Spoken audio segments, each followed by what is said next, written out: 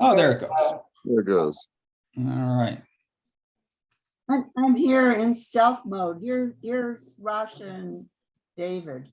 Yeah, we're good. We're good. The recording has started. So yeah, thank you. Today is the June 18th LA Cafe event, and we're just getting started here with John Giarelli, who has written a book. It's called The Gay Boomer Story, a Gay Boomer Story, and it's a memoir of his life, and he mentions Antioch several times in the book itself. So, John, welcome. You want to just say a brief thing about two or three things about yourself?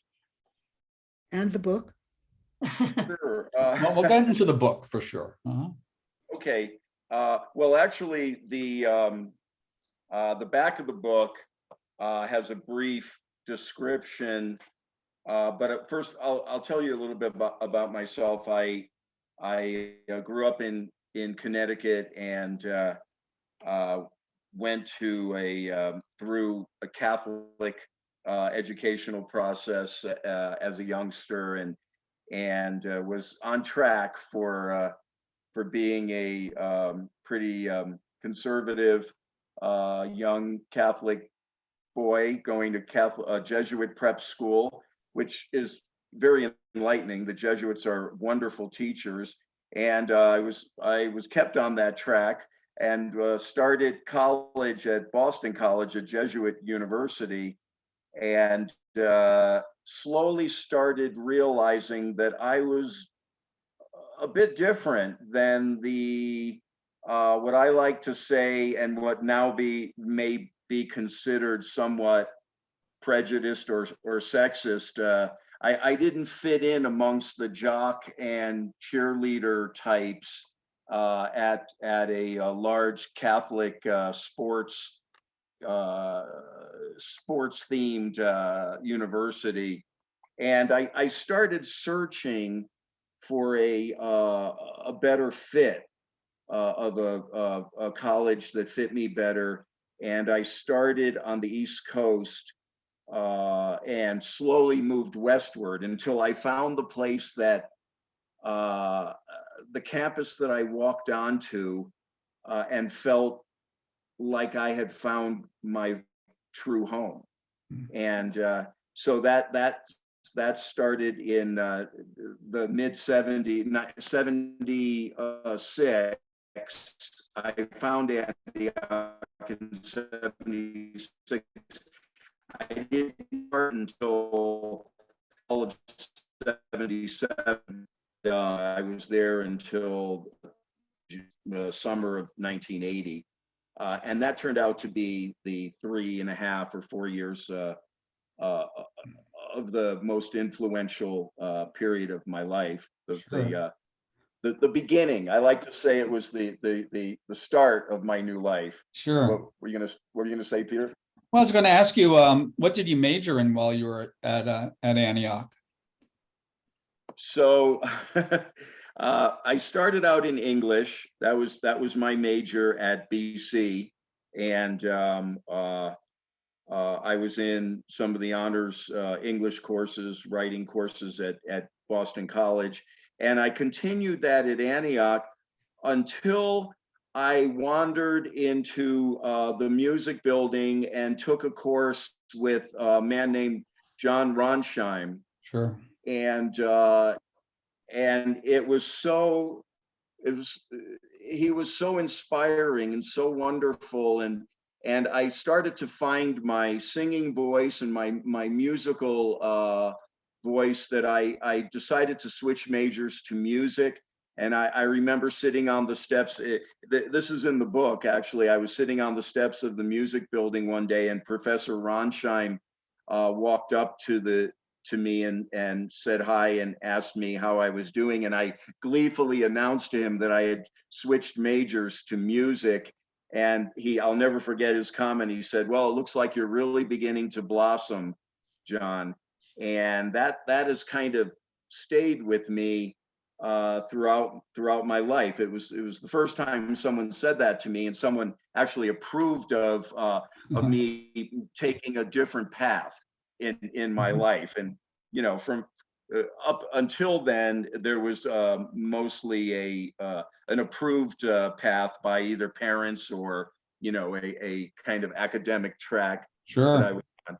And so Professor Ronsheim was a great influence on me. But then I switched to art because I started painting in the art building and staying up all night in the art studios and painting very psychedelic, somewhat LSD influenced paintings. And I switched to art and became an art major. And then eventually, when I came down off of those acid trips, I switched back to English and have stayed with English pretty much the rest of my life. Yeah, no, well, that's I was a biology major and also but as I said before, did a lot of work with photography, and I was able to do that in my professional career.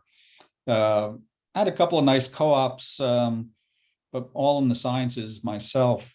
What kind of, did you go on co-ops, or what were the type of co-op experiences you had? Well, I turned a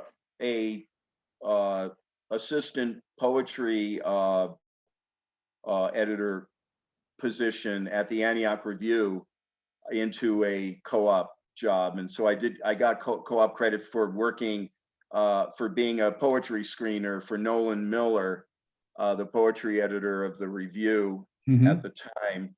And I'm sure Nolan's no longer with us. I have no idea of when Nolan might have passed, but he was another amazing influence in my life. And Well, after, I'm sorry. I was just going to say, unfortunately, the Antioch Review is on a long hiatus. So, there are a lot of people saying, "Oh, when's it coming back? Is it coming back? Who owns it? Who gets to?" I think Joan might have a little feedback on that. You're muted, though. You'll have to unmute. It is coming back. President Jane Fernandez. I've just got it. said At a recent meeting in New York to honor Bob Fogarty, who was the recent editor of the Antioch Review, it was announced by Jane Fernandez, the new president of Antioch, that the review will be resumed, that they are looking for a tenured track professor of English who would be the Antioch Review editor. So they're actually designating a position on the faculty for the Antioch Review, and that person would also teach a bit as well. Well, that's fantastic. Mm-hmm. That's great. Wow. I actually, the year that I started working under Nolan Miller at the Review was the year when they hired Bob Fogarty. So I remember his first day coming into the Antioch Review office and starting there. And to catch you up with something else, John, you should also know that Nolan Miller and his brother left a large amount of money to the college and the village to support co-ops working in the local area and students doing work for the village, in the village. Wow. That's fantastic. Yes. I had the unique honor of one day at the end of the semester, being called into Nolan's office, and he handed me a script, a manuscript for his book, and he knew that I was driving back east to New York to stop in New York and then go to my parents' house in Connecticut. But he asked me if I would drop it off at the editor's office in New York. So I'm not sure if that book was ever published, but I had Nolan's massive manuscript in my Chevy Impala driving across country Was to that New his, York. was Yeah. that his book called Why I Am So Beat? Yes. That book was published. It was quite successful. It's a novel. And Wow. apparently it was part of the very early beatnik movement. Amazing. No, so you played a significant part in that. If you had left that at the Denny's or the Howard Johnsons, Right. never would have happened, Well, I had to I was dropping people off. I had to drop off my classmate, Deb Berenbaum. Deb I was dropping her off at her mom's place in Brooklyn.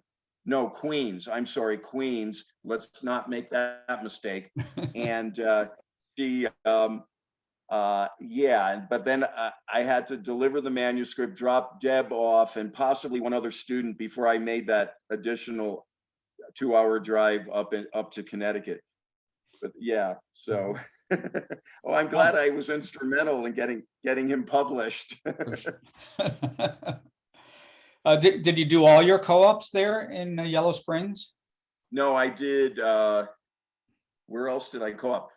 I I co-opted in Vermont at a daycare center in Rutland, Vermont. For some, I decided that I wanted to work with there. There was a daycare center co-op job, and I thought, well, I've always wanted to spend a winter in Vermont, and this is one way that I'll get to do it. That was probably my early yearnings for living in the mountains. Sure. Mm-hmm. And there was an opening, and I thought, well, I've never worked with children, so I'll do that. And they put me in the room full of 2-year-olds, which was an amazing experience. Mm-hmm. I never became a parent myself, although I always say that if some 40-year-old knocks on my door and says, "Hi, Dad," there's a good chance that his mother's name is probably Valerie from Antioch, but we don't know. We're not sure. So but I would gladly accept him if he or her if they were one of my children. Mm. As long as they're self-sufficient and self-employed. But so I worked at a co-op job in Vermont, and then the owners of the daycare center were opening a bed and breakfast inn on the coast of Maine, and they were renovating an old house in Wells Beach, Maine. So I turned that into my next co-op. I followed them to Maine and opened a bed and breakfast inn. Mm-hmm. So my co-ops were not very, my co-editor at the Antioch Record, Laura Camozzi, Richard remembers Laura Camozzi.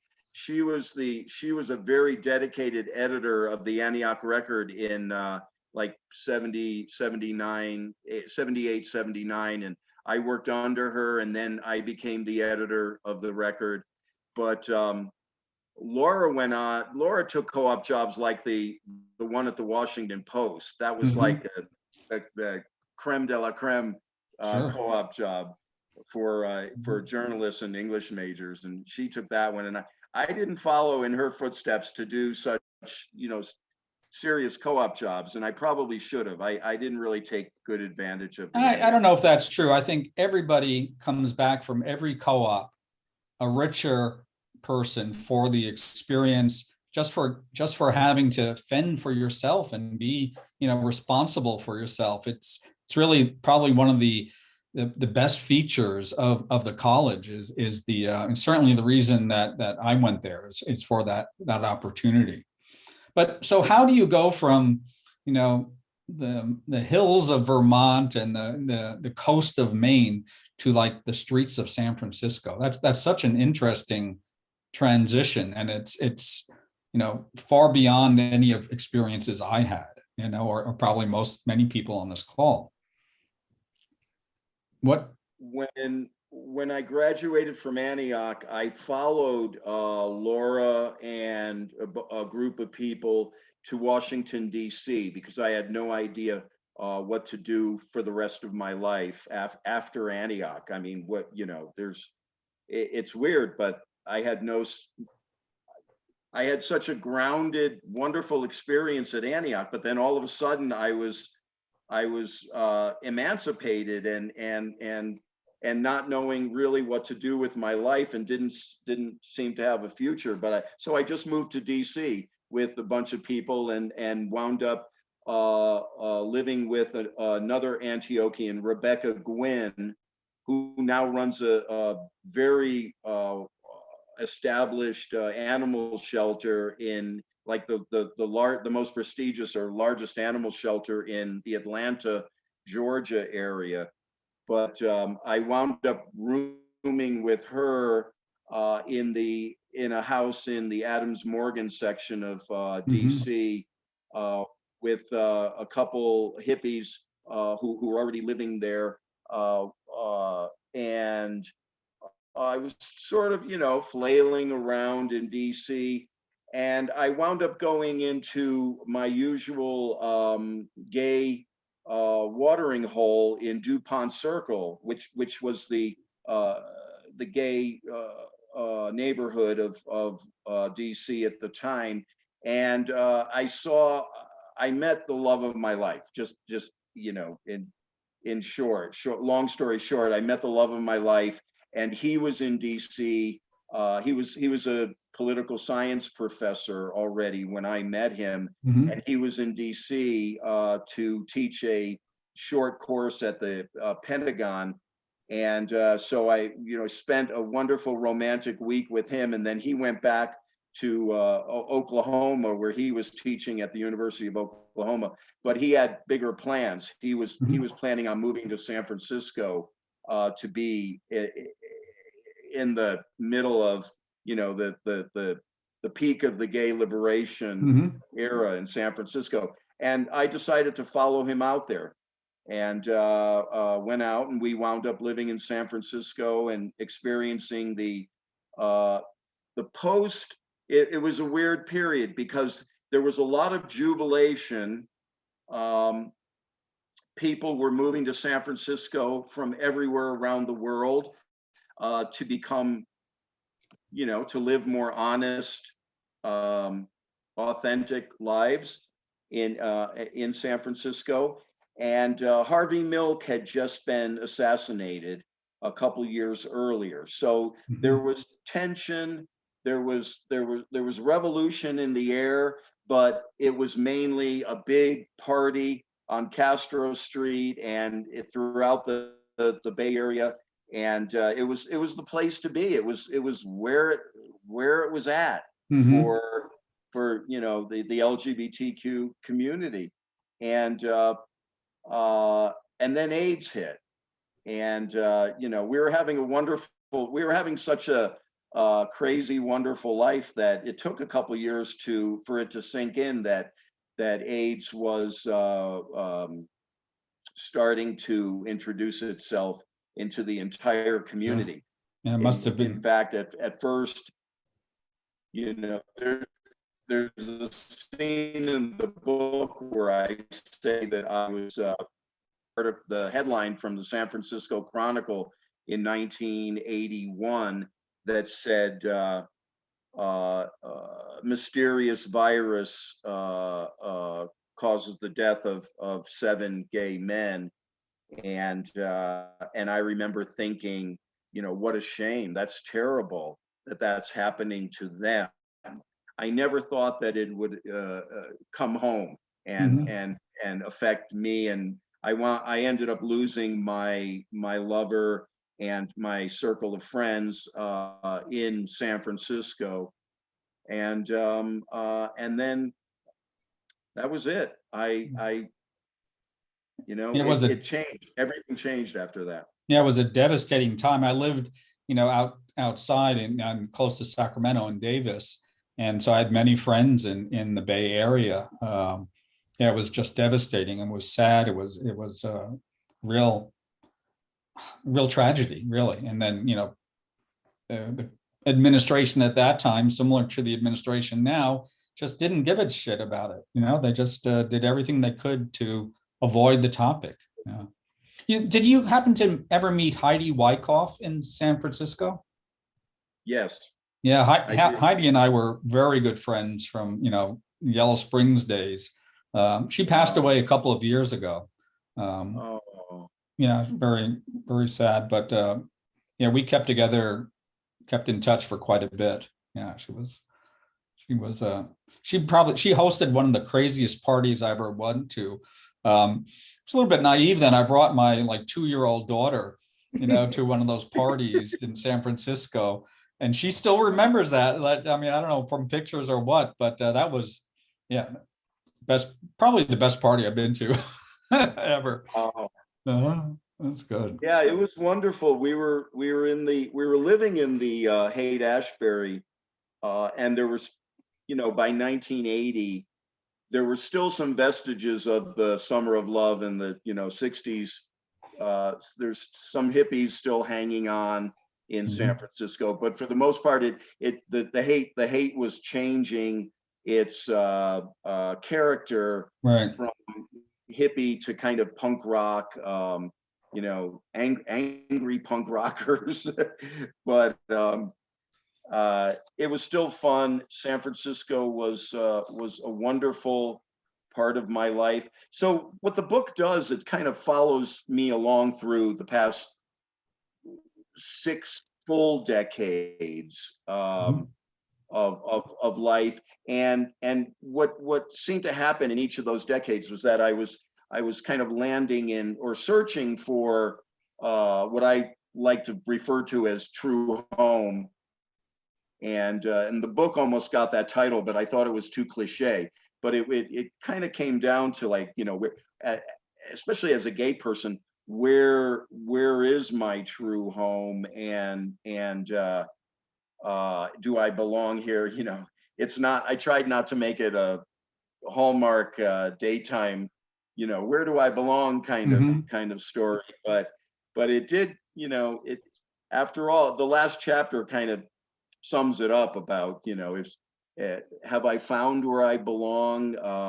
And then, it kind of gives the idea that I've been searching for place, and perhaps many other gay people have spent the last or gay boomers have spent the last 6 or 7 decades in a search for a safe place. We at one time, Antioch and Antioch College was that safe space for someone who was coming out. And when I arrived at Antioch, the older gay crowd at the Gay Center, and that's what it was called back then.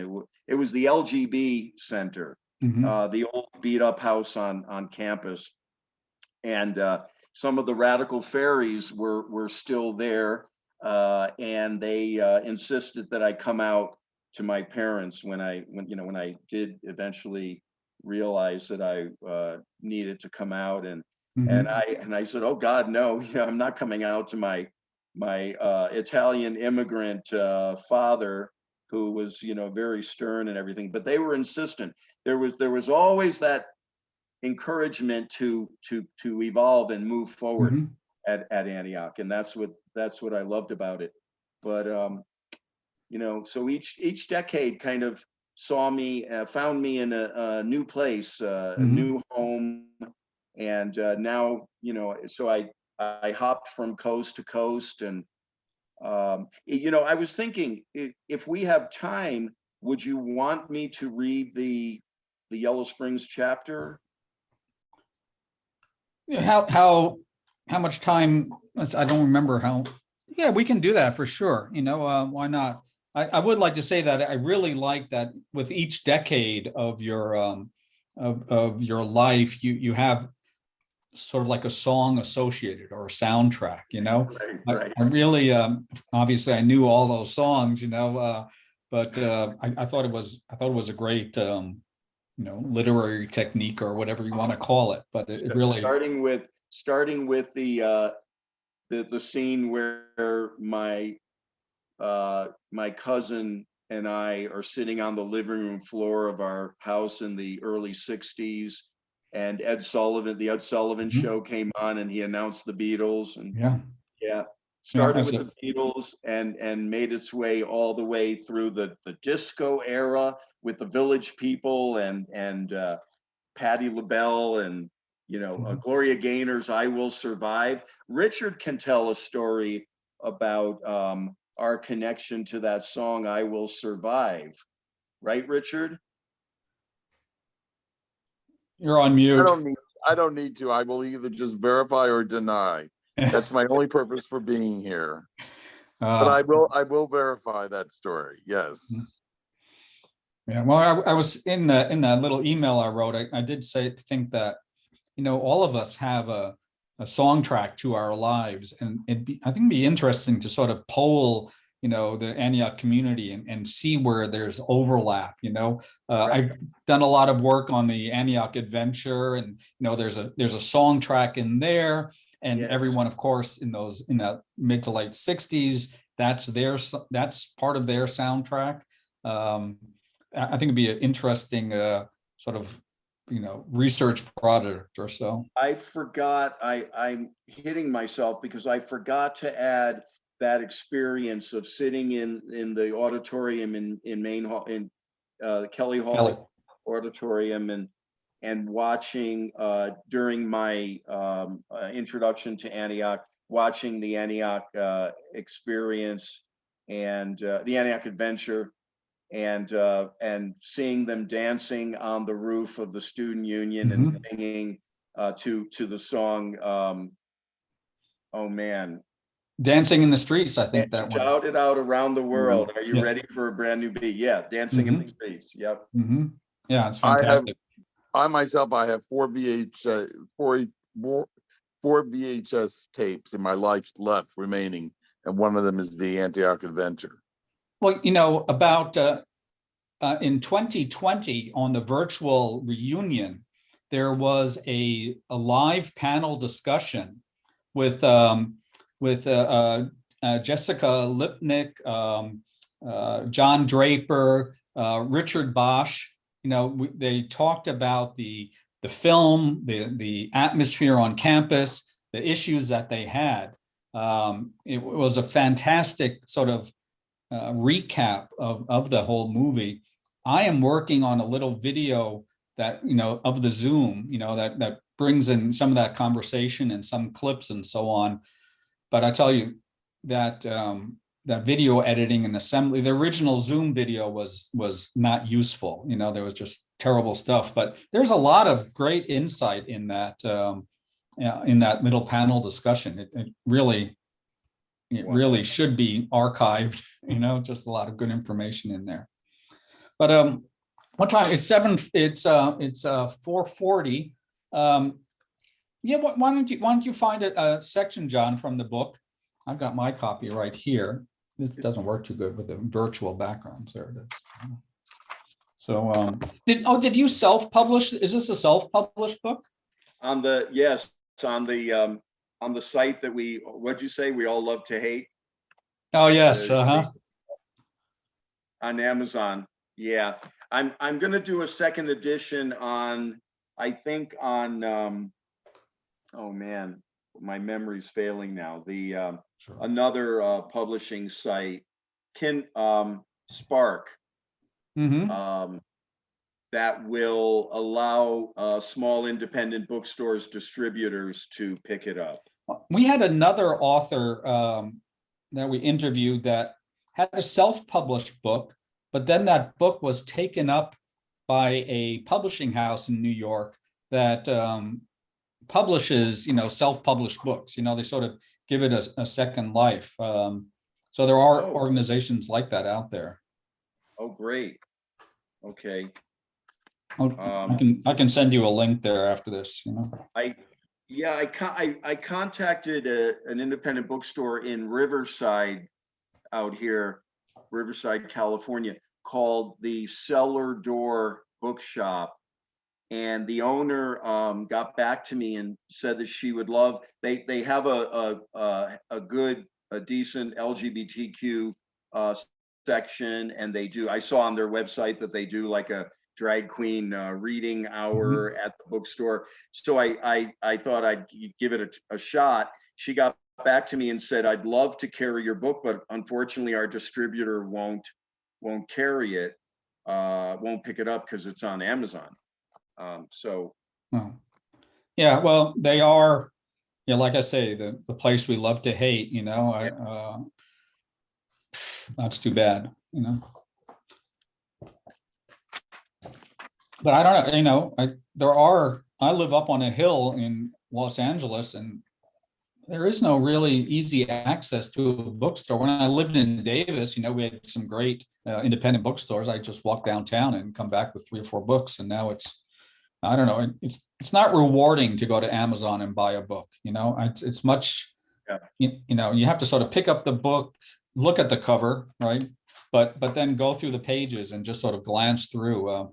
Buying something online is not satisfying. Have you do you go to Book Soup? You know, I have not done much around here. I mean, I have been, there's this big bookstore downtown. You know, it's like 2 stories tall. I've been there. I bought a number of books from them. They are. Is it the Last Bookstore? That sounds right. Yes. Uh-huh. Yeah. Yeah. It's a fantastic place. They've got new books, used books. Yes. And it's, yeah, it is tunnels of books. Yes, I know. They have that architectural statue made out of books into a circle, you know, by overlapping the books. It's always sad to me to see books used as something other than books. But then when you realize there are, you know, just billions of books out there, you know. Well, I think that my greatest regret in history is that they burned down the Alexandria Library. I keep on thinking, what was in that library, you know? Right. Well, let's have some reminiscence about Yellow Springs. There is such a statue in Yellow Springs made of books. It's actually bronze, and it's in front of the public library. I'll check. I'm going to Reunion, so I'll see anyone who goes there this year, but I'll check that out. Thank you. I haven't been back to Yellow Springs since June of 1980. You'll cry. It's you know, it's such an emotional thing to walk on campus. I'm afraid to, because when I first walked onto that campus, I cried knowing that I felt like I had found my home. Yeah. I understand they got the money to tear down the student union, so I guess that's gone. No, that's not happening gone yet, but they did get the money. They got the grant. Yeah, they got the grant to tear it down, and it is dangerous. So they will tear it down because it's full of asbestos and stuff. But they're going to keep the stoop, and there's going to be a funeral at Reunion. They're going to stage a funeral for the student union, which is interesting to me because I was a student before there was a student union. So it doesn't even feel old to me. But anyway, they're going to have a funeral. Where was the student union? We didn't have a student union. We just used the C shop for socializing and things like that. And where was the C shop? The C shop was in a Quonset hut that doesn't exist anymore. It was one of those half dome things. Yes. From World War II. Were you there for the construction of Red Square? That was later. That was later. Yeah, wow. I'm very old. No, you're not. Well, you don't look anyway, the student union, I was going to say, at the funeral, we've been told to wear white, which is somehow a funerary color.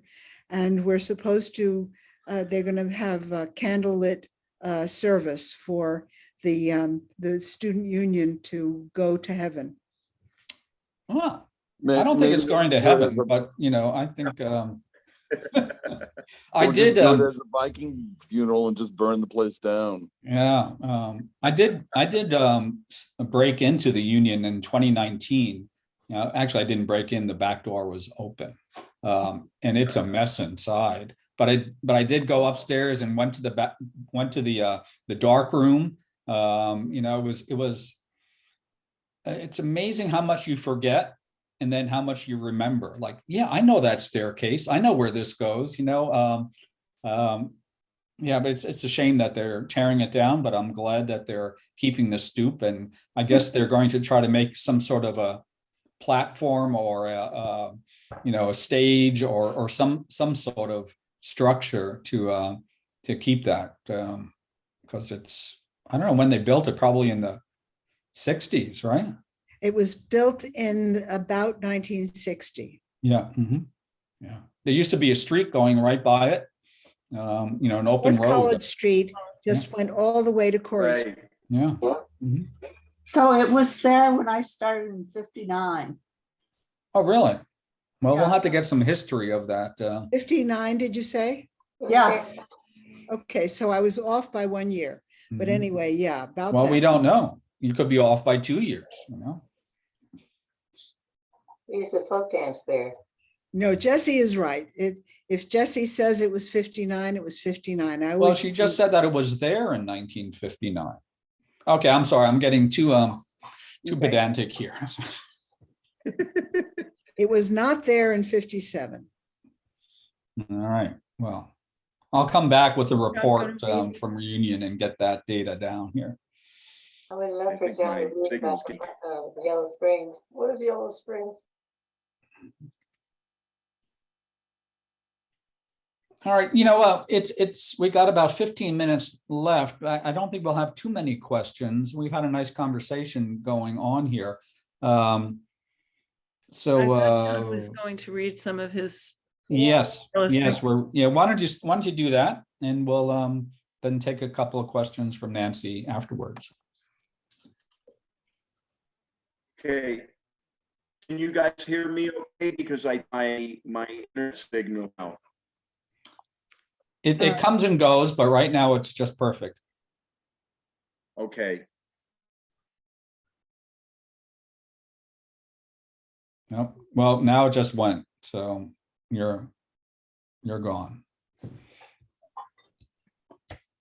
No, that's too bad. That's what happens when you live in the mountains, Wesleyan, Middlebury, Bennington, Goddard, Hampshire, Marlborough, Bowdoin, and Colby, then continued west to New York State at Bard, Hamilton, and Hobart, then down to Swarthmore and Haverford in Pennsylvania, and finally into Ohio at Oberlin and Kenyon colleges. Kenyon College, Paul Newman's alma mater, where I fell in love with the Storybook campus and a hippie girl named Karen. That night we made love in her dorm room. I guess you could say I was back to being straight after Harold and Provincetown. That's in a previous chapter. Or bi, which is really the on-ramp to the gay freeway, but I warned you about the mixed up 70s, so I get a technical pass.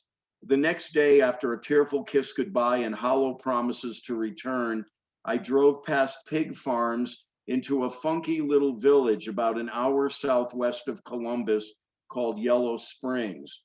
I walked onto the campus of Antioch College and instantly felt at home.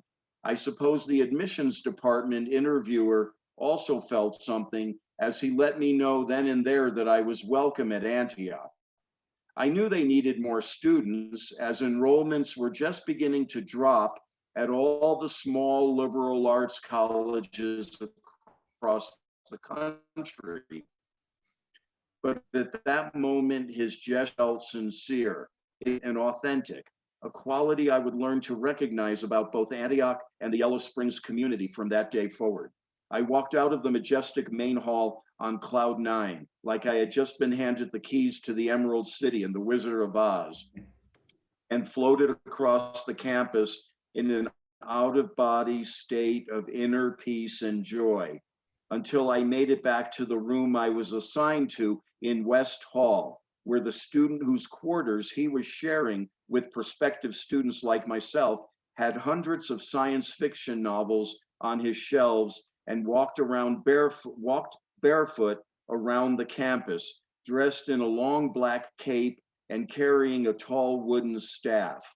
I knew right then and there that I had found the college and the town that fit me. The college and the town were almost one and the same, mostly students, artists, and hippies, though some of the local blue-collar townies were wickedly attractive. Those Southern Ohio, Northern Kentucky bad boys trying to score with the Antioch women, and hopefully with me. Professor Ronsheim saw me sitting on the steps of the music building one day in 1978 and stopped to ask how I was doing. I enthusiastically answered that I had just switched majors from English to music.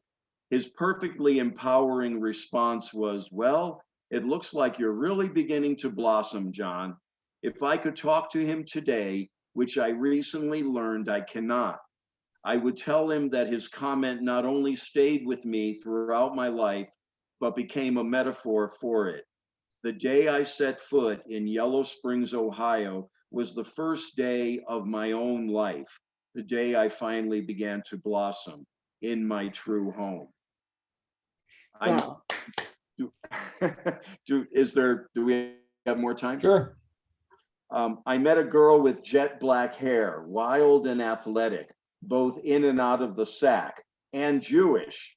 She had recently broken up with the campus god, a blonde Adonis from California, who unexpectedly announced that he was gay. 40 years later, I would run into him living in the same tiny mountain town that I had moved to in California. She liked my poetry and sensitive nature, and we made love in my dorm room every night. The next semester, we got a couples room together. They had those at Antioch, along with co-ed showers and no grades. Gotta love those liberal arts colleges, man. We began a life together, or so we thought. We would romantically hike in Glen Helen, a massive nature preserve owned by the college, situated just over the railroad tracks from the campus. I would drop acid in the deep, dark pine forest there. She was a bit more restrained, not a drug user, but an awakening feminist. In a sense, we were both blossoming at the same time, just in different directions. I had a work study job as a manuscript reader for Nolan Miller, the poetry editor at the esteemed literary journal, the Antioch Review, where writers and poets like Ralph Ellison, Sylvia Plath, Anne Sexton, and Mark Strand were published early in their careers. I'd sit for hours in the coffee shop in downtown Yellow Springs, reading and writing poetry.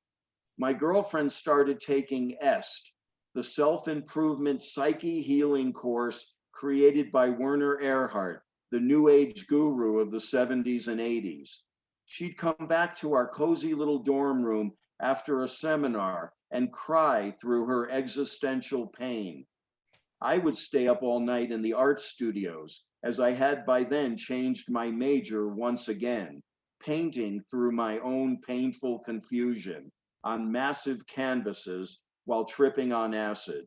In the early morning, I'd quietly return to our love nest with my latest abstract masterpiece in hand, the most memorable depicting that mysterious pine forest in the Glen, and hang it on the wall above our bed, just as she was waking.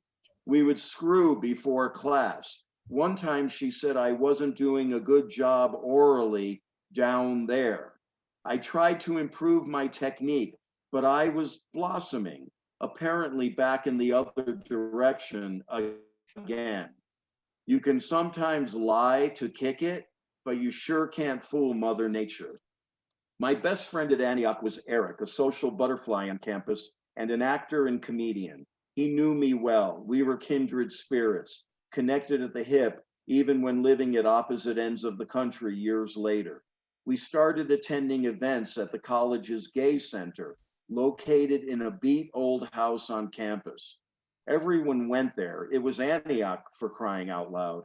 Around this time, I started meeting lots of great folks, not all gay, but all beautiful, loving people, like Emily, who I drove to her first abortion and love to this day, even though I'm insanely jealous that she's now living on Lake Tahoe. There was Laura, my editor at the Antioch Record school newspaper. Rebecca, a cool drinking and traveling buddy and housemate right after college. Scott and Miriam, Richard, Deb, Karen, Lisa, Angel, Tana, Larry, and Emily, Duffy, John, Dawn, David, Charles, Julie, Yvette, and Fish. Yes, Fish, a Black gay drag queen from Beckley, West Virginia. We never called him by his real name, but the following semester he returned from break with a very real man on his arm, a straight up thug, butch as nails, gangsta from Appalachia, who just happened to be gay. And the next thing we knew, their unofficial wedding ceremony was celebrated in the gay house, where Fish descended the rickety staircase in a full-on floor-length veil and train white wedding gown. Now, where the hell was he hiding that? Soon after my introduction to the LGB community at Antioch, that's all it was called back then, I started hearing rumblings about a Tim who had just returned to campus from his co-op job. Antioch had them too for real life experience credit as a picker on an Oregon pea farm. Life as I knew it ended at that very moment, and a new one began as I walked across Red Square one evening towards the cafeteria in the student union for dinner. There he was, standing on the steps. I knew this had to be Tim, 6 feet tall, lean, muscular, incredibly sexy, farm boy man. Okay, so I might just be embellishing the farm and man parts, but he sure looked like he had just jumped off a tractor to grab some victuals at the local saloon. After all, Tim was from the Midwest, Rockford, Illinois, to be precise, and I was from the New York City area, where we looked a little more Mediterranean, hardly strapping 6 foot tall, blue-eyed Midwest all-American farm boy. He was my exact opposite and just my type. I was really blossoming now. In fact, I was all, I'm coming out, like Diana Ross in Central Park. After getting to know him, I fell full throttle, triple axle, Donna Summer, love to love you, baby, in love with Tim. Unfortunately, he already had an other with whom he was cohabitating. I knew this because I would take my evening stroll and stop to stretch on the grassy knoll just outside their dormitory ground floor window. I believe that was President's Hall. Every night I would do that. And when that relationship ended, I went all, it's my turn, Diana Ross, only to be the last girl at the dance to learn that he was already taken, nay, stolen, by none other than Richard, who's on this Zoom call, another handsome worked out stud with chest hair and a Camaro. That asshole who looked like the hot cowboy in the Village People is now a lifelong friend. I cried myself to sleep, came out to and broke up with my Est goddess girlfriend all at once, who had to process cry through even more pain that I was now inflicting on her already fragile psychic stability, thanks to both her first closet case boyfriend and Werner Erhard. And I got myself a room in Birch Hall, the gay and lesbian dorm, directly below Richard and Tim. Not intentionally, one night, after they had loud enough sex for me to hear, Richard lowered a radio down to my window on a string when Gloria Gaynor's hit song, I Will Survive, came on, which was like every hour that year. He's never been forgiven for that. And I never did have a real relationship with Tim, but he made me feel real love for the first time. I'm sure he knew that I would always love him, even on the day when he took his own life after receiving an HIV positive diagnosis in the early 1990s. choosing to avoid the onslaught of opportunistic infections, which inevitably led to death from AIDS at that time. Thank you, Emily, for being there with him at the end. He's our beautiful Midwest farm boy angel in heaven now.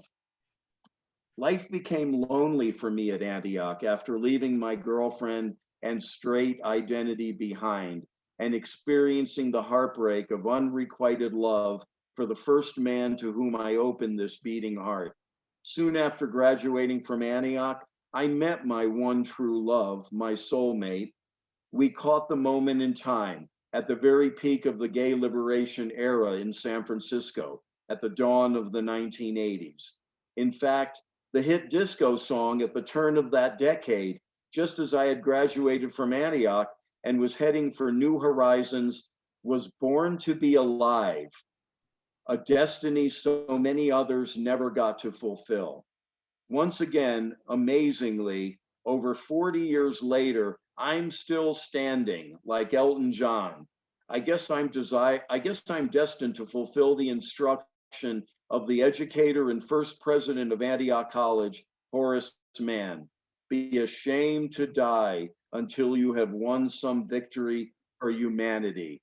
It's such a goddamn bittersweet burden.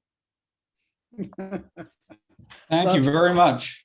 That's just lovely. Mhm. Yeah, that's worth buying the book for, just that section. Mhm. Seems like we Thanks. lost Tanya. Yeah, Tanya had to, she warned us, she had another event. She's retired, but she's busier than anybody I know. Well, maybe you, Joan. I mean, you certainly are keeping things up. No, well, my friends don't believe me, but living in the mountains can be a little tiring at times. There's a lot to do up here, and I have 3 dogs that I have to cook for and feed every night. Yeah, You well, cook you know, for your winter is dog? coming whenever you live in the mountains, right? Mhm. Right, exactly. Yeah, I have to start gathering firewood Sure. in a couple months. Yeah. Mhm. Which mountains? I got on late, so I didn't hear. Oh, I'm sorry. Hi, I'm John. Hi, John. I'm up in the Big Bear area in the mountains of Southern California between LA and Joshua Tree. Sure. Good. Beautiful. Where are you? I'm in Pasadena. Oh, okay. In the foothill, I'm on the Altadena, Pasadena border. I'm in the foothills of the San Gabriels, but I'm not up in the mountains. Perfect. Yeah, I was Up a hill. in West Hollywood for almost 20 years, and I started exploring all the local mountain towns and finally settled on a little town called Green Valley Lake Mhm. in between Nice. Lake Arrowhead and Big Bear. Awesome. Mhm. Yeah, I went for my first trip up to Big Bear this last early fall. And I know you speak of it in your book in not too glowing terms. And I have to say, I probably wouldn't go back up there because it does look like it's all monster trucks and big boats and stuff. But the area up there is just beautiful. I mean, it's maybe I'll stop by Green Valley sometime and check it out. Please do. Please do. It's the antithesis of Big Bear. I was stuck in traffic on Big Bear Boulevard thinking, well, this isn't exactly the mountain town fantasy that I had in my head of, kind of a off the grid, remote, undiscovered place. And so I kept passing the rickety old sign along the way to Big Bear that said Green Valley Lake, 4 miles up this little road, and Mhm. finally went up there and found it, and I've made some lifelong friendships. It's a as the old veterinarian in Lake Arrowhead at the Lake Arrowhead Veterinary Hospital said to me when I asked him if he had heard of Green Valley Lake, he said, "Oh yes, but I haven't been there in many years. Lots of eccentrics there." Well, I'm And glad I you. said, don't you mean weirdos, doctor?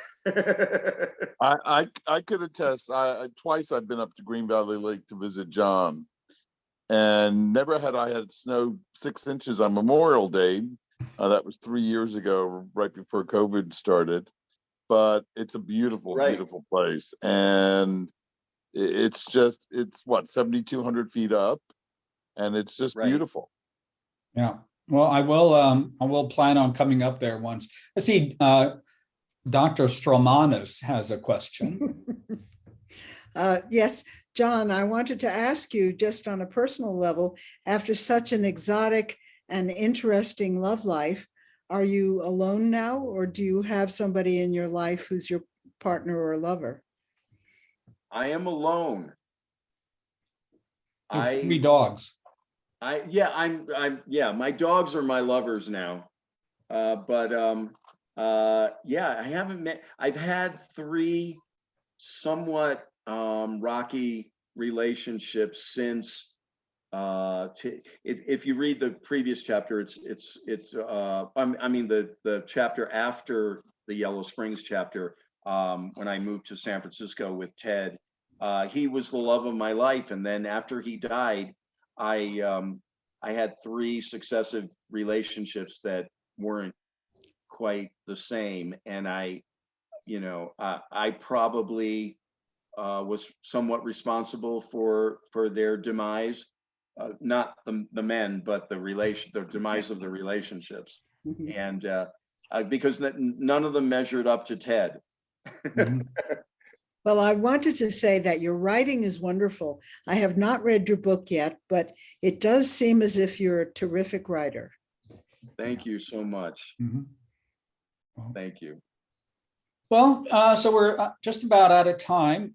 Unless there's any more questions, I really thank John for taking the time and revealing his story in such a pleasant way.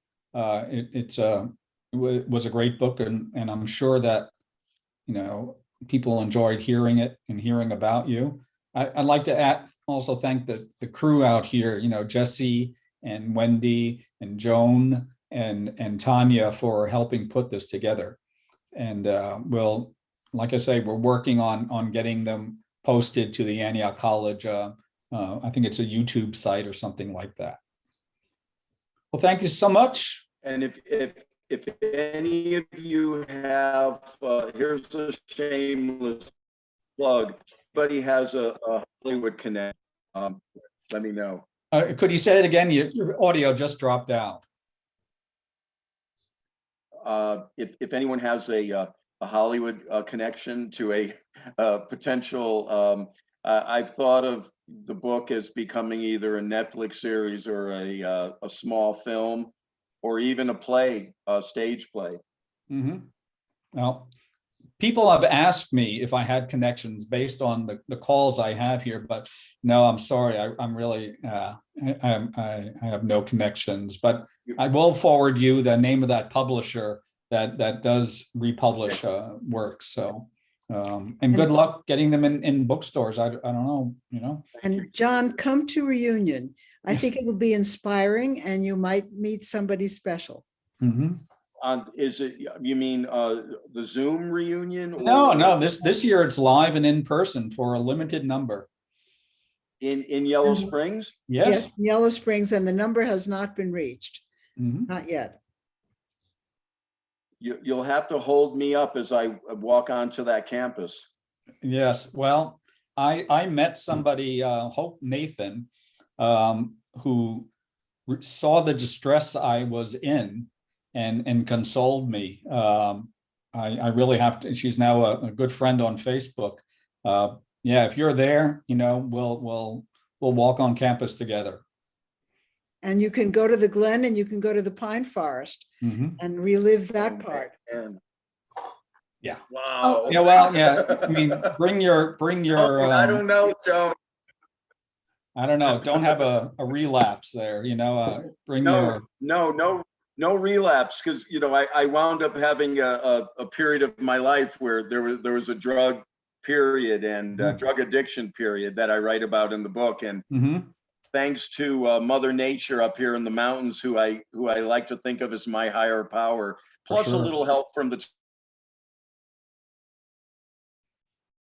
No, dropped out on the internet. Sorry. Yeah. Yeah, we lost that last bit of audio about Mother Nature being, a cleanse and an inspiration, but Higher power. it is a higher power. And the Okay. reunion, just for your information, is July 14th to 17th. Mhm. Okay, I'll write that down. Hope to see you there. I would love to meet you in person. Sure. Is there still a bookstore? There's still more than one bookstore in Yellow Springs, right? Lots of bookstores. Yeah, maybe you can find a venue. Yellow Springs has the highest density of bookstores per population of any place in the world, I think. There are lots of bookstores in Yellow Springs. Mhm. Joan, which one would you recommend that to carry my book? Maybe Dark Star. Okay. I'll look them up. Yeah, I think it'd be a great book to have in Yellow Springs, I mean, it really speaks to so many people who are there, have been there, and just need some. I mean, your work is your book and your life is very inspiring, because it starts out, what I consider, dark, and then really, like you say, blossoms out into a great experience. So, all right. Okay, thanks again for everybody, and we'll keep you posted. Okay, This was a great experience. Thank you. Pleasure. thank you. Bye-bye. Bye, Richard. Bye.